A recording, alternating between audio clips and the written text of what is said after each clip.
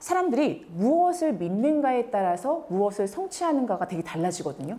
오늘도 조은영 강사를 믿으면 어때요? 다시 성장할 수 있을까요? 없을까요? 고마워요. 고마워요. 그렇죠? 가정이다라고 좀 얘기하거든요. 와, 오늘 딱 봤는데 또 신입사원도 계시고 경력사원 대리님, 과장님도 계셔가지고 오늘 이 지속 가능한 성장을 위한 온보딩 과정 한번 해보도록 할 건데요.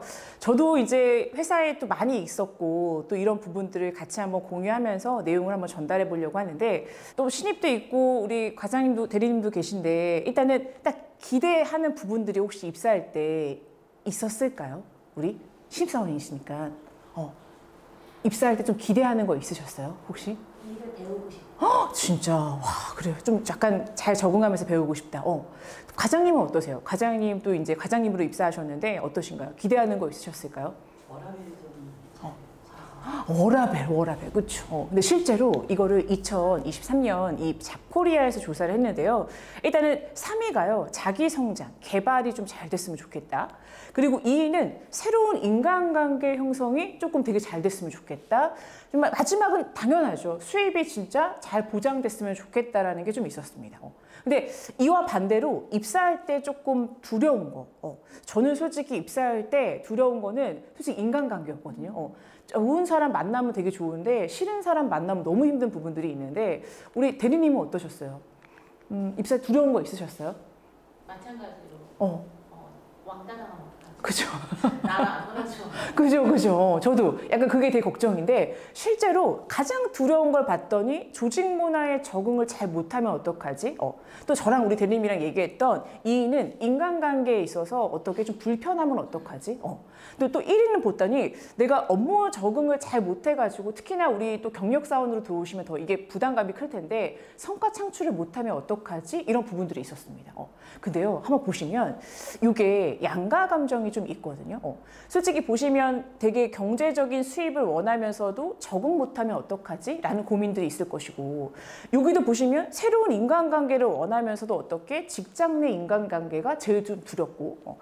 근데 왜 제가 이걸 좀 말씀드렸냐면, 솔직히 기대하는 것과 두려운 것들이 지금 공존하잖아요. 그렇기 때문에 조직에서 조금 잘 적응하려면 좀 체계적인 온보딩을 가지고 가시는 게 되게 중요합니다. 자, 그러려면 한번 볼게요. 온보딩이라는 뜻을 조금 인지하시면 되게 좋은데, 온보딩은 온보드거든요. 배에 딱 올라타는 겁니다. 근데 이때 이거는 향해에서 오래됐는데 어떻게 배에 올라탔는지가 이제 온보딩 과정에서 되게 중요한 부분들인데, 보통 우리가 선원이라 딱 생각해 주시고 배에 올라타는 순간에 내가 어디에 앉아야 되지? 우리 선장은 누구지? 나의 팀원은 또 누굴까? 그 다음 무엇보다 이 배는 지금 어디로 향하고 있지? 그 다음에 위기가 있을 때 내가 이걸 어떻게 이겨내야 되지? 이런 고민들이 상당히 많을 거라 생각이 듭니다. 자, 그러다 보니까 이 배에 올라타는 순간에 우리가 이제 온보딩을 좀 잘하려면, 여기 한번 보시면 신입사원과 경력사원이 조직의 이 배에 올라타는 순간, 이 순간을 얘기하는데, 동료를 만나고 역할을 파악하고 그들의 방향을 이해하는 부분에서 성장의 향해를 조금 얘기합니다. 이거 좀 기억해 주시면 되게 좋은데, 성장의 향해를 위해서 시작하는 과정이라고 좀 얘기하거든요. 근데 이 부분에서 봤더니 왜 이렇게 온보딩이 중요한 이유는, 솔직히 이 MZ세대 신입사원들 75%가요, 입사 후에 3개월 이내에 퇴사 여부를 결정한대요. 그러니까 와, 3개월 정도 되면 내가 이 사회 맞다 안 맞다를 결정한다는 부분들이거든요. 자, 그러면 이 부분을 바탕으로 컴포트 존이라는 게 있습니다. 들어보셨는지 모르겠는데요. 아까 기억하실지 모르겠는데, 컴포트 존에서 여기 맨 위에 보시면 성장 존이라는 게 있거든요. 아까 기억하실까요? 온보딩을 향해 할 때 성장의 향해라고 좀 말씀드렸어요. 근데 우리가 요 성장을 조금 잘 하려면 우리한테 편안했던 컴포트 존이 있습니다. 예전에 회사에 익숙해 있거나 아니면 신입사원으로서 내가 익숙했던 부분들이 있는데, 이 컴포트 존에서요, 그로스 존이라고 해서 이 성장 존을 딱 넘어가기 전에 여기 보시면 피어 존이라고 있거든요. 긴장 존이 있습니다. 긴장 존. 이 긴장 존을 어떻게 견뎌내고 어떻게 잘 이겨내냐에 부분에 따라서 성장으로 갈 수도 있고 다시 어떻게 또 떨어질 수 있는 부분들이 있거든요. 근데 요 긴장존을 봤더니 여러 가지 업무에 있어서 긴장존을 봤더니 이런 것들이 좀 보시면 긴장존입니다. 보시면은 뭐 새로운 인간관계나 낯선 조직 문화나 어떤 실수에 대한 두려움이나 내가 네트워킹을 잘할 수 있을까? 이런 것들이 보시면 긴장존이라고 할 수 있습니다.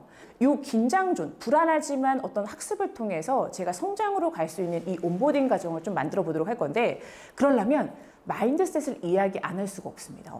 이 온보딩의 마인드셋에 있는데요. 여기 한번 보시면 사람들이 무엇을 믿는가에 따라서 무엇을 성취하는가가 되게 달라지거든요. 오늘도 조은영 강사를 믿으면 어때요? 다시 성장할 수 있을까요? 없을까요? 고마워요. 고마워요. 그렇죠? 이게 무슨 과정? 온보딩 과정입니다. 그래서 이 마인드셋을 한번 우리가 설정하는 부분에서 이 AI 필수적인 소프트 기술에서도요. 5가지 되게 중요한 요소를 얘기했는데, 거기에서도 보시면 뭐 창의적 사고, 감성지능, 공감적 커뮤니케이션, 회복 탄력성, 마지막이 뭐였을까요? 마인드셋, 그렇죠? 마인드셋입니다. 자, 그러다 보니까 요 성장 마인드셋을 보시면 일단 새로운 지식과 호기심, 피드백에 대한 개박성, 그다음에 우리 선배가 뭐라 하더라도 그걸 수용하고 용인하는 태도, 이런 것들이 어떻게 필수적인 요소가 여기 성장 마인드셋에 들어갑니다. 그래서 우리도 온보딩 과정에서 요 성장 마인드셋을 좀 가지려면 보시면 저는 내비게이션 과정이다라고 좀 얘기하거든요. 보시면 새로운 조직이라는 낯선 길에서 또 방향도 찾고 관계도 만들어 보고 그다음에 일을 해내기 위해서 어떻게 이 내비게이션을 만드는 과정이라 생각해 주시면 됩니다. 근데 여기에 봤더니 이 내비게이션에 있어서 여러 가지 우리 지금 신입사원들 그다음에 경력사원도 계시겠지만 이 필요한 역량들을 제가 한번 뽑아봤거든요.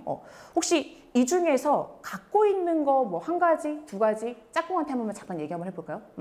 가지고 있는 거, 본인이 가지고 있는 거 있다면 어떤 게 있는지 한번 체크 한번 해봐 주십시오. 우리 신입사원님 뭐 있어요? 세대 이해. 아, 세대 이해하는 거 괜찮아요?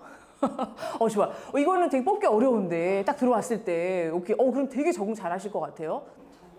전략적 사고. 오케이. 다른 분들은 안 물어볼게요. 일단 되게 많이 힘들어 보이시니까. 오케이. 자, 근데 왜 이 얘기를 조금 하냐면 일단은 요쪽 있죠. 요쪽 세로 줄이 일단은 조직에 있어서 필요한 마인드셋을 조금 얘기하고요. 요 중간에 있는 것들은 뭐예요? 타인을 이해하는 좀 마인드셋입니다. 그리고 마지막은 일단은 업무적으로 필요한 마인드셋이라고 할 수 있습니다. 그래서 오늘 저랑 일단 조직 마인드, 타인 마인드, 업무 마인드라는 걸 가지고 이제 같이 한번 달려보도록 할 건데, 조직 마인드에서는요, 내가 일하는 이 조직을 어떻게 조금 이해하는 힘이거든요. 그래서 여기에는 일단은 비전이나 역할이나 일의 동기부여 같은 이런 부분들을 같이 한번 얘기 한번 해볼 거고요. 타인 마인드셋은 진짜 사람이 너무 중요합니다. 그래서 사람을 좀 이해하고 소통할 수 있는 부분에서 제가 관계나 다양성 인정, 그 다음에 조직 소통이라는 걸 같이 한번 봐볼 거고, 그 다음에 업무적인 부분에서는 당연히 업무 되게 중요하죠. 관계보다도 업무도 되게 중요한 부분들이기 때문에 업무에서 보고하고 협업하고 네트워킹하고 시간 관리하는 부분까지 한번 가보려고 합니다. 그래서 요 3가지를 바탕으로 오늘 좀 진행할 예정이어서 지금부터 한번 시작 한번 해보도록 하겠습니다.